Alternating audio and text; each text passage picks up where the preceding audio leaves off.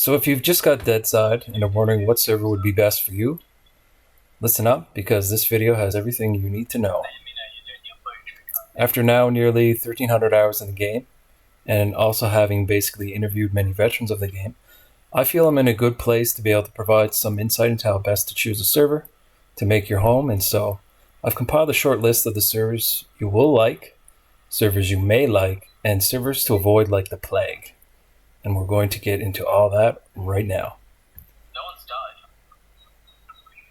The good news is how to choose a server is relatively easy thanks to the unfortunate fact that Deadside is basically a dead game. There aren't that many players around, so if you filter the servers by population, then you can see there are only a few that anyone actually play on at all, even though server caps out at only 50 people. When looking at the game like this, you'll notice that there are only a couple private servers with any population, and then there are a few busy officials in each region. The rest nearly empty. I definitely recommend the most populated servers because player encounters are the heart and soul of this game. The PvE elements are just there to give players something to fight over and drive the creation of encounters. The more encounters, the more fun. Regarding officials versus privates, many games that offer official versus private servers tend to have much better officials, and I have discovered this game is certainly no exception. The officials are vastly superior to the privates in a multitude of ways. They are more busy. Obviously, no unmid abuse that plagues privates like loafs. The fights are more frequent and higher quality, and the types of engagements are less predictable and more diverse. You never know how many players will be in the area, let alone if they are all together, or if you are walking into a clusterfuck where it's every man for himself. Privates, by comparison, tend to only offer small fights against the same few players over and over, which gets boring fast, especially when these are the same players you have already easily dunked on so many times before, and who keep coming back hoping one day to get lucky and reclaim some of their lost dignity. On officials, however, you not only see more players, but also more fresh faces. Despite there being no team size limit artificially imposed like on many of the privates, you will still see many solo players in duos and trios. But from time to time, you will also see a beefy 5-man roaming. And that unknown factor about what you're getting into just adds to the excitement and interest. That said, it's nice to have those privates and dead servers around in case you are in the mood for a less challenging, slower paced session, or perhaps if you feel inclined to suck up to a private server admin until they spawn in loot for you, or otherwise make the game easier for you in only ways that an admin can. Regarding specific servers, the best officials seem to be the US East 303. It is consistently the most populated NA server I've seen, although I assume the Europe, Russia, and South America officials offer the same basic quality of experience on their own most populated officials. Ping is a factor in the game, and you should be looking at that as well and be playing in your own region. It tells you the ping right next to the player count, in case you didn't notice that yet. Regarding privates, there are really only 3 with any population, and only 3 worth considering. However, I will give honorable mention to the Amigos private, which is a great place if you want to test guns or game mechanics, or have zero-risk fights, since the admins there are willing to basically spawn in whatever players ask them to, and this is sort of the whole point of the server. This server is kind of like the closest thing Deadside has to a public testing ground, although it's also the permanent home of a small community that have bases and play there daily.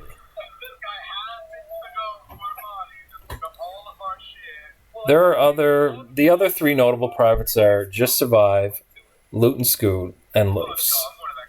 These first 2 are about the same and solid servers, but Loafs, unfortunately, is a dumpster fire of admin abuse, which is tragic given that Loaf is basically Deadside's only content creator, and this is not a good look for him, especially given that he has basically condoned all the admin corruption that goes on there.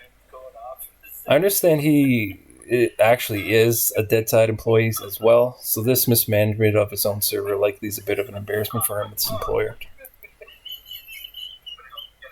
That said, DC3 servers have equivalent server settings for the most part, with the most notable exceptions being that some allow third person while others do not. And there are different loot rates on some versus others. However, this change in loot rate I have found to be nearly unnoticeable, given that getting gear, even with the stringiest settings, is still quite easy. Regarding first and third person perspective, I have found that I have enjoyed both settings and cannot say one setting is better than another. Each has its own pros and cons. For example, first person only makes for a more realistic PvP encounter, but a less realistic encounter versus AI, who themselves enjoy certain advantages over players. And the third person perspective helps mitigate that advantage. And therefore, servers that allow third person perspective reduce the percentage of times AI kill players, and therefore increase the amount of times that players kill players, which should obviously seem the better, more desirable outcome. Additionally, in these privates, also each have their own rule sets imposed by the server admins, and players must make themselves aware of these rules or risk unintentionally getting themselves banned. Loot and Scoot and Just Survive have very little rules of this type, but Loafs has a significant number of them, which is kind of weird because the admins of Loafs break their own rules without hesitation and allow their friends and dick riders to do the same with no repercussion. I personally started playing the game on Loafs and followed a friend who convinced me to get the game in the first place. He was already playing on Loafs, and so I just joined him there. He started there himself because he had heard about the server after watching some of Loaf's YouTube tutorial videos, which I also ended up watching. It was immediately apparent that this game was very small, and basically Loaf was its one and only content creator, which means Loaf is the biggest Deadside content creator by default, which is unfortunate because I've noticed his videos often present inaccurate info and info that has been out of date for a very long time. Additionally, this is unfortunate because new players, like I and my friend were, stand a good chance to also start out on Loaf's private, which invariably will lead to a bad experience once they encounter the rampant admin abuse there. The admins on Loafs play on the server and try to pretend they are just regular players despite having the ability to teleport, spawn and loot, ban, etc. And anyone that points any of those facts out will quickly find themselves censored and banned from both the server and the Discord. They do not want word of their admin abuse getting out. Nevertheless, word has certainly already gotten out, which players will quickly learn if you ever see Loaf's name in the chat of any server but Loaf's own. People outside his own orbit of admins and dick riders seem to have nothing but bad things to say about him. And I am certainly no exception now that I do have a great deal of experience on his server and with his admins and him. I will be going to more depth on that in a later video.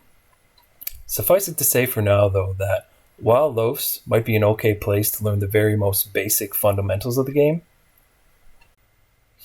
this is just before you move on to a more permanent home built to build a real base on.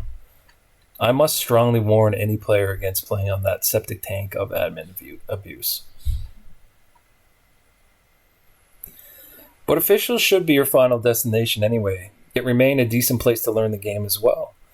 Even on the biggest officials, a player really never has to fight other players if they don't want to. You can learn the game in relative safety on officials if you stay away from the higher level missions, PvP hotspots, and you are careful about how you enter and leave the two safe zones. So that about covers everything you need to know when picking a server in Deadside. Now go out there and get your name in that kill feed.